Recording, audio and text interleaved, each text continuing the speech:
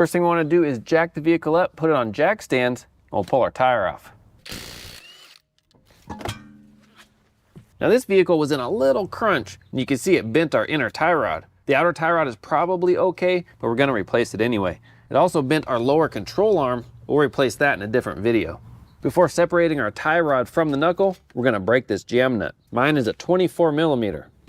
Give it a good tug. Oh, that's it. Got it. Wasn't too bad.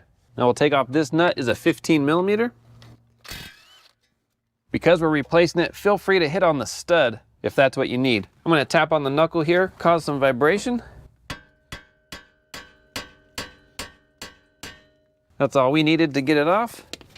There we go. Now we'll count how many turns it takes to take off the outer tie rod, and that's how many turns we'll use to put the new one on our new inner tie rod. So 1, 2, 3, 21, 22, almost 23. So we'll keep that number in our mind.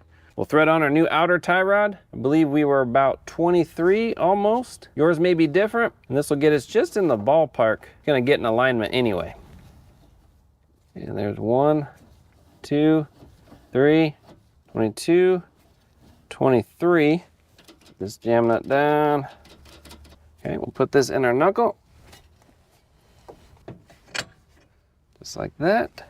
Got a new nut, screw that on. Perfect. My new nut is a different size than what came off. It's a 17 mil. Yours may be different. I have 35 foot-pounds for this